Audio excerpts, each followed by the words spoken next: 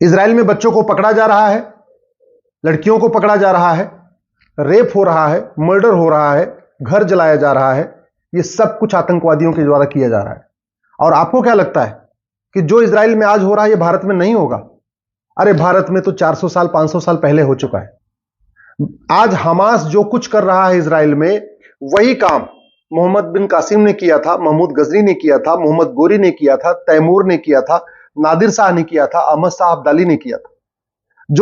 जो काम आज हमास कर रहा है इजराइल में, या आईएसआईएस कर रहा है सीरिया में, वही काम अब से 300 साल 400 साल 500 साल पहले अहमद शाह अब्दाली ने भी किया था, बाबर ने भी किया था, हुमायूं ने भी किया था, अकबर ने भी किया था, शाहजहां ने भी किया था, औरंगजेब ने भी किया था। हमारे भारत में भी हमारे पूर्वजों का गला काटा गया था, बहन बेटियों का बलात्कार हुआ था, घर को जलाया गया था, छोटे छोटे बच्चों को किडनैप किया गया था, जजिया वसूला गया था, मंदिर तोड़ा गया था, सोना लूटा गया था और तलवार के दम पे धर्मांतरण कराया गया था।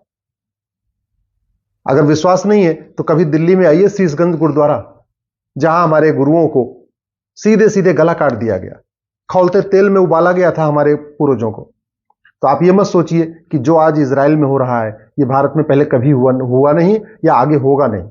यदि आप अभी भी दल गुलामी करते रहेंगे, अभी भी जाति के आधार पर बटे रहेंगे, भाषा के आधार पर बटे रहेंगे, क्षेत्र के आधार पर बटे रहेंगे, तो जो आज इजराइल में हो रहा है कल आपके घर में भी होगा, आपके गांव में भी होगा, आपके जिले में भी होगा। मैं इसलिए कह रहा हूं, इजराइल में केवल एक गाजा पट्टी है, केवल एक, और भारत में 300 गाजा पट्टी है, 300। 9 राज्यों में हिंदू खत्म हो चुके हैं, 200 जिलों में हिंदू खत्म हो चुके हैं, 300 तहसीलों में हिंदू खत्म हो चुके हैं। 300 तहसील का मतलब 300 गाजा पट्टी। इसलिए मैं कह रहा हूं, दल गुलामी छोड़िए और कठोर कानून की मांग करिए।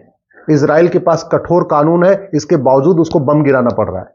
चीन के पास कठोर कानून है, इसके बावजूद कभी कभी गोली मारना पड़ता है। फ्रांस थोड़ा लिबरल हो गया था, आज देखिए जल रहा है। यूरोप थोड़ा लिबरल हो गया था, आज देखिए पूरा यूरोप जल रहा है। अमेरिका में थोड़ा सा लिबरल हुआ था, फिर बाद में वहां पे टावर पे हमला हो गया, हालांकि उसके बाद अमेरिका सुधर गया, लेकिन भारत आज तक सुधरा नहीं है। हमारे नेता, लेखक, बुद्धिजीवी, पत्रकार, कलमकार आज भी ये शुतुरमुर्ग बने हुए हैं, आंख बंद करके बैठे हुए हैं। सबसे ज्यादा तो भारत के जज शुतुरमुर्ग बन के बैठे हुए हैं।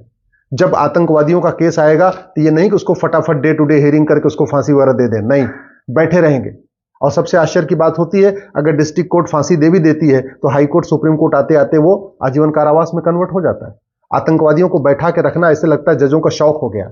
आतंकवादियों को मानवता के आधार पर उनको आजीवन कारावास, फांसी को आजीवन कारावास में कन्वर्ट करना ऐसे लगता है जजों को शौक हो गया।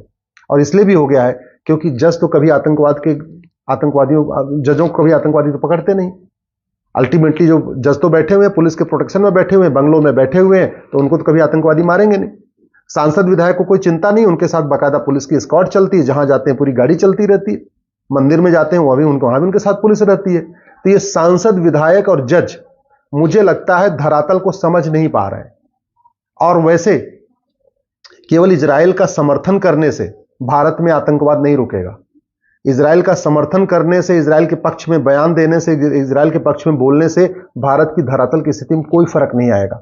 घुसपैठी आज भी आ रहे हैं, रोहिंग्या आज भी आ रहे हैं, बांग्लादेशी आज भी आ रहे हैं, धर्मांतरण आज भी हो रहा है, पूरब से पश्चिम तक, उत्तर से दक्षिण तक धर्मांतरण हो रहा है।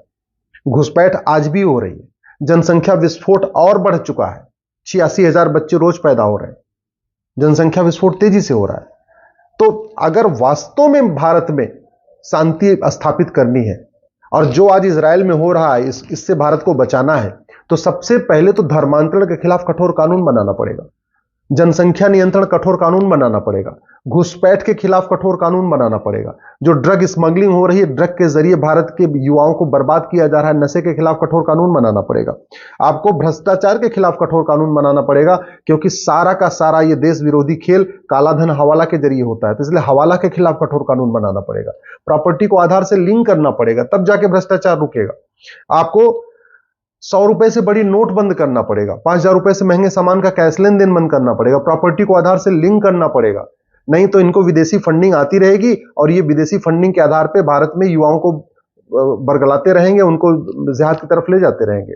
भारत में जो मदरसे बन रहे हैं विदेशी फंडिंग से बन रहे हैं, भारत में जो दरगाहें बन रही हैं, मज़ारें बन रही हैं, सब बाकायदा पुलिस वालों को पैसा दे दिया जाता है और रातों रात मज़ार बन जाती है, रातों रात दरगाह बन जाती है। और आप जो सोच रहे हैं बुलडोजर चल रहा है, 100 मज़ार बनती है तो 5 पे बुलडोजर चलता है और उसी को सोशल मीडिया में प्रचारित कर दिया जाता है, 95 फिर भी बनी रहती है। 100 दरगाह बन जाती है तो 5 दरगाह पे बुलडोजर चला दिया जाता है और वीडियो प्रसारित कर दिया जाता है, 95 दरगाहें फिर भी पड़ी रहती हैं। इसलिए कठोर कानून बनाना पड़ेगा। जो आदमी अवैध रूप से मजार बना रहा हो, दरगाह बना रहा हो, उसको 20 से 30 साल सजा देने का कानून बनाना पड़ेगा। केवल मजार तोड़ने से मजार नहीं रुकेगी जब तक कठोर कानून नहीं होना बनेगा। एक दो आदमी को सजा दे दीजिए 10-20 साल की, उसके बाद मामला ठीक हो जाएगा। इसी तरीके से भारत में एक पुलिस चार्टर लागू करना पड़ेगा, पुलिस रिफॉर्म करना पड़ेगा। 1 घंटे के अंदर एफआईआर दर्ज हो और 1 महीने के अंदर जांच पूरी हो, इसके लिए पुलिस चार्टर लागू करना पड़ेगा। एविडेंस एक्ट को बदलना पड़ेगा, नार्को पॉलीग्राफ ब्रेन मैपिंग कानून बनाना पड़ेगा, जिससे कि सच जल्दी से उगलवाया जा सके। जजों की मनमानी रोकने के लिए जो जज तारीख पे तारीख देते चले जाते हैं, जैसे ही सामने से कोई दिग्गज वकील आ जाएगा उसको चेहरा देख के तारीख पे तारीख दे देते हैं, इसको रोकना पड़ेगा। जुडिशियल चार्टर लागू करना पड़ेगा। जज की जवाबदेही तय करना पड़ेगा कि आपके सामने अगर मुकदमा आ गया, आपको साल भर के अंदर फैसला करना ही करना है और फैसले का कारण भी बताना है। और जिसके फैसले गलत हो रहे हो, ऐसे जजों को बाहर निकालना पड़ेगा। जजों को ऊपर लगाम लगाना पड़ेगा, नहीं तो ये कुछ भी फैसला दे रहे हैं और उसके बाद ऊपर का कोर्ट उसको पलट रही है, ऊपर का कोर्ट कुछ और कर रही है। हमारे यहां तो एकदम ऐसा हो गया कि डिस्ट्रिक्ट कोर्ट कुछ अलग फैसला देती है, हाई कोर्ट कुछ अलग देती है, सुप्रीम कोर्ट कुछ अलग देती है। इतना ज्यादा डिफरेंस क्यों आ रहा है? कानून में भी कमियां है, कानून क्रिस्टल क्लियर डिफाइन नहीं है, तो कानून को भी बदलना पड़ेगा। ये मदरसे को खत्म करना पड़ेगा। एक भी अगर मदरसा रहेगा भारत में शांति नहीं आ सकती। भारत में समान शिक्षा लागू करना पड़ेगा। 10वीं तक 1 nation 1 syllabus, 1 nation 1 education board, 1 nation 1 curriculum, 10वीं तक सबके लिए एक जैसा सिलेबस लागू करना पड़ेगा। भारत में जितने हमारे मठ मंदिर 4 लाख सरकार के कंट्रोल में, इनको फ्री करना पड़ेगा और एक भारतीय धर्मस्थल संहिता बनाना पड़ेगा। भारत में जो देश से गद्दारी करे, आतंकवादियों का समर्थन करे, जो वंदे मातरम का अपमान करे, भारतीय तिरंगे पर अपमान करे, भारत माता की जय न बोले, भारतीय संस्कृति का अपमान करे, भारतीय ज्ञान विज्ञान का अपमान करे, सनातन धर्म का अपमान करे, ऐसे लोगों की नागरिकता छीनने के लिए कानून बनाना पड़ेगा, भारतीय नागरिकता संहिता। ये जितने पर्सनल लॉ चल रहे हैं अंग्रेजों के, Parsi marriage act, Christian marriage act, शरीयत एक्ट, ये दुनिया भर के सारे खत्म करके एक भारतीय नागरिक संहिता यानी यूनिफॉर्म सिविल कोड बनाना पड़ेगा और नागरिकता छीनने के लिए यूनिफॉर्म सिटीजनशिप कोड भी बनाना पड़ेगा। ये जितने आक्रांताओं के नाम पे सड़क मोहल्ले गलियां चल रही हैं, चाहे बाबर के नाम पे है, चाहे हुमायूं के नाम पे है, चाहे तुगलक के नाम पे है, चाहे गोरी के नाम पे है, चाहे गजनी के नाम पे, इन सबको खत्म करना पड़ेगा। एक भारतीय नामकरण संहिता बनाना पड़ेगा। इसी तरीके से दुनिया भर के जो हमारे यहाँ कानून चल रहे हैं, घूसखोरी का अलग कानून, जमाखोरी का अलग कानून, मिलावटखोरी का अलग कानून, कालाबाजारी का अलग कानून, नशा तस्करी का, दुनिया भर के पूरा घटिया कानूनों का मकर जाल, ये सारे कानून खत्म करके 1 नेशन 1 पिनल कोड, जैसे अमेरिका में है ना, ये फेडरल पिनल कोड आपको दिख रहा है, भ्रष्टाचार, अपराध, सबका मिला के एक ही किताब है, एक ही किताब में सब आ गया है। ऐसे हमें भी बनाना पड़ेगा। ये जो दुनिया भर के हमने 50 कानूनों का मकर जाल बना रखा है, इनको सबको उठा के फेंकना पड़ेगा। भारतीय न्याय संहिता, इंडियन जुडिशियल कोड बनाना पड़ेगा, भारतीय न्याय संहिता बनाना पड़ेगा, जजों की रिस्पॉन्सिबिलिटी देना पड़ेगा, जजों की अकाउंटेबिलिटी तय करना पड़ेगा।